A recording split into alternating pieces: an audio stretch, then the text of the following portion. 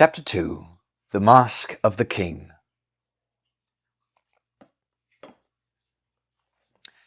Henwen had vanished. Ahead, Taran heard a thrashing among the leaves. The pig, he was sure, was keeping out of the sight in the bushes. Following the sound, he ran forward. After a time, the ground rose sharply, forcing him to clamber on hands and knees up a wooded slope. At the crest, the forest broke off before a meadow. Taran caught a glimpse of Henwen dashing into the weaving grass. Once across the meadow, she disappeared beyond a stand of trees. Taran hurried after her. This was farther than he had ever dared venture, but he struggled on through the heavy undergrowth. Soon, a fairly wide trail opened, allowing him to quicken his pace. Henwen had either stopped running or had outdistanced him. He heard nothing but his own footsteps. He followed the trail for some while, intending to use it as a landmark on the way back, although it twisted and branched off so frequently he was not at all certain in which direction Caer Dallben lay. I think it's actually Dalbin, but in the meadow, Taran had been flushed and perspiring. Now he shivered in the silence of oaks and elms. The woods here were not thick, but shadows drenched the high tree trunks, and the sun broke through only in jagged streaks. A damp green scent filled the air. No bird called, no squirrel chattered. The forest seemed to be holding its breath. Yet there was, beneath the silence, a groaning restlessness and a trembling among the leaves. The branches twisted and grated against each other like broken teeth. The path wavered under Taran's feet, and he felt desperately cold. He flung his arms around himself and moved more quickly to shake off the chill. He realized, running aimlessly. He could not keep his mind on the forks and turns of the path. He halted suddenly. Hoofbeats thudded in front of him. The forest shook as they grew louder. In another moment, a black horse burst into view. Taran fell back, terrified. Astride the foam-spattered animal rode a monstrous figure. A crimson cloak flamed from his naked shoulders. Crimson stained his gigantic arms. Horror-stricken, Taran saw not the head of a man, but the antlered head of a stag. The horned king.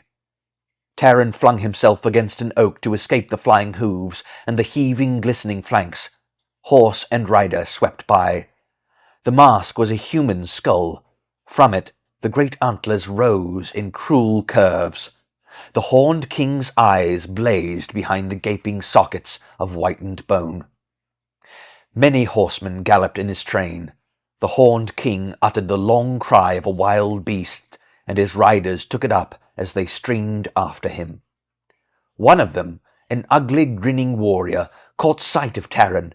He turned his mount and drew a sword. Taran sprang from the tree and plunged into the underbrush. The blade followed, hissing like an adder. Taran felt it sting across his back. He ran blindly. Wild saplings whipped his face, and hidden rocks jutted out to pitch him forward and stab at his knees. Where the woods thinned, Taran clattered along a dry stream bed, until, exhausted, he stumbled and held out his hands against the whirling ground. The sun had already dipped westward when Taran opened his eyes. He was lying on a stretch of turf, with a cloak thrown over him. One shoulder smarted painfully. A man knelt beside him. Nearby, a white horse cropped the grass. Still dazed, fearful the riders had overtaken him, Taran started up. The man held out a flask. "Drink," he said.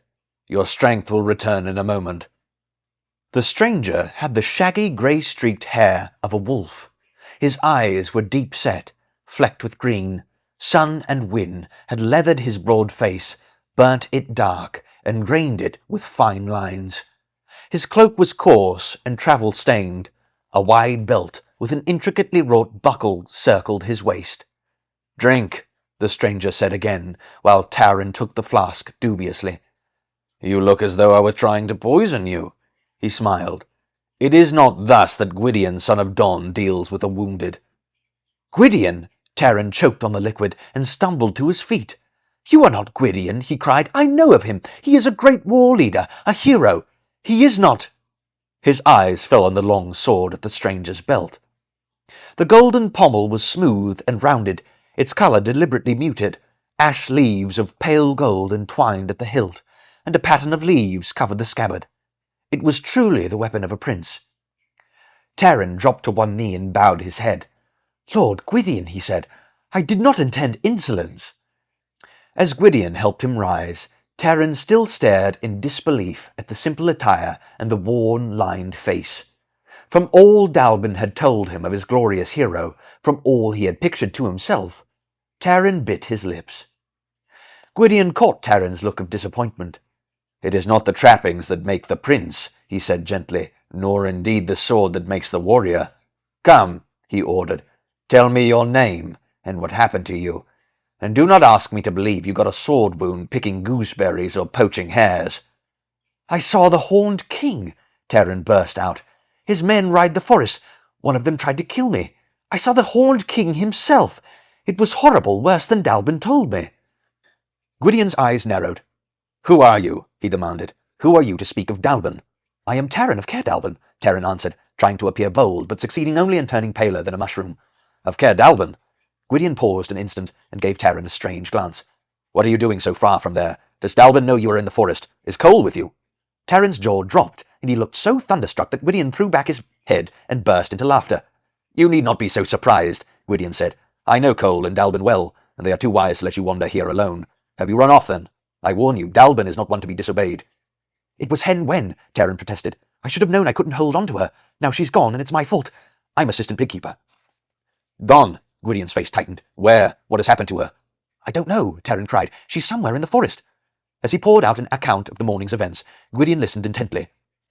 "I had not foreseen this," Gwydion murmured, when Taran had finished. "My mission fails if she is not found quickly." He turned abruptly to Taran.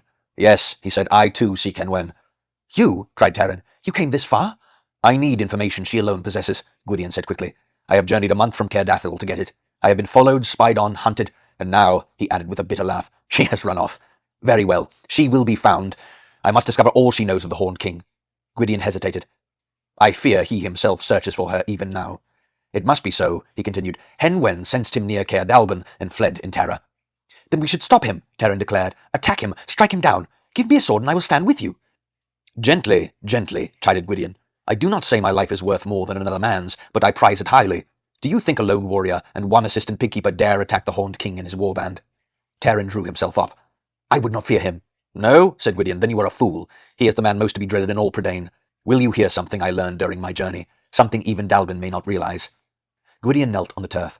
"Do you know the craft of weaving? Thread by thread, the pattern forms." As he spoke, he plucked at the long blades of grass, knotting them to form a mesh. "That is cleverly done," said Taran, watching Gwydion's rapidly moving fingers. "May I look at it?" "There is a more serious weaving," said Gwydion, slipping the net into his own jacket. "You have seen one thread of a pattern loomed in a Nuven. Aron does not long abandon a Nuven," Gwydion continued, "but his hand reaches everywhere. There are chieftains whose lust for power goads them like a sword point. To certain of them, Aron promises wealth and dominion, playing on their greed as a bard plays on a harp. Aron's corruption burns every human feeling from their hearts, and they become his liege men, serving him beyond the borders of Anuvan and bound to him forever." "And the Horned King?" Gwydion nodded. "Yes, I know beyond question that he has sworn his allegiance to Aron. He is Aron's avowed champion. Once again, the power of Anuvan threatens Prydain." Taran could only stare, speechless. Gwydion turned to him. "When the time is ripe, the Horned King and I will meet, and one of us will die. That is my oath. But his purpose is dark and unknown, and I must learn it from Henwen." "She can't be far," Taran cried. "I'll show you where she disappeared. I think I can find the place. It was just before the Horned King." Gwydion gave him a hard smile. "Do you have the eyes of an owl to find a trail at nightfall? We sleep here, and I shall be off at first light. With good luck, I may have her back before." "What of me?" Taran interrupted. "Henwen is in my charge. I let her escape, and it is I who must find her." "The task counts more than the one who does it," said Gwydion. "I will not be hindered by an assistant pigkeeper who seems eager to bring himself to grief." He stopped short and looked wryly at Taran. "On second thought, it appears I will. If the Horned King rides towards Caer Dalbin, I cannot send you back alone, and I dare not go back with you and lose a day's tracking. You cannot stay in this forest by yourself, unless I find some way." I swear I will not hinder you, cried Taran. Let me go with you. Dalbin and Cole will see I can do what I set out to do. Have I another choice? Asked Gwydion. It would seem, Taran of Caer Dalbin, we follow the same path, for a little while at least. The white horse trotted up and nuzzled Gwydion's hand. Melingar reminds me it is time for food, Gwydion said. He unpacked provisions from the saddlebags. Make no fire tonight, he warned. The Horned King's riders may be close at hand. Taran swallowed a hurried meal. Excitement robbed him of appetite, and he was impatient for dawn. His wound had stiffened, so that he could not settle himself on the roots and pebbles. It had never occurred to him until now that a hero would sleep on the ground. Gwydion, watchful, sat with his knees drawn up, his back against an enormous elm.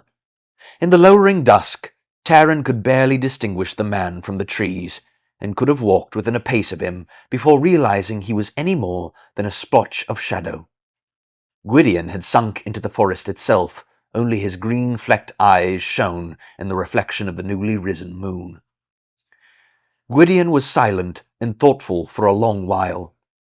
So, you are Taran of Caer Dalbin, he said at last. His voice from the shadows was quiet but urgent. How long have you been with Dalbin? Who were your kinsmen? Taran, hunched against a tree root, pulled his cloak closer about his shoulders. I have always lived at Caer Dalbin, he said. I don't think I have any kinsmen. I don't know who my parents were. Dalbin has never told me. I suppose, he added, turning his face away, I don't even know who I am. In a way, answered Gwydion, that is something we must all discover for ourselves. Our meeting was fortunate, he went on. Thanks to you, I know a little more than I did, and you have spared me a wasted journey to Caer Dalbin. It makes me wonder, Gwydion went on with a laugh that was not unkind. Is there a destiny laid on me that an assistant pig-keeper should help me in my quest? He hesitated. Or, he mused, is it perhaps the other way around? What do you mean? Taran asked. I am not sure, said Gwydion. It makes no difference. Sleep now, for we rise early tomorrow. Hey, you want to buy something? You can check the description for my books and audiobooks. Thank you so much for watching, and don't forget to like and subscribe for more content.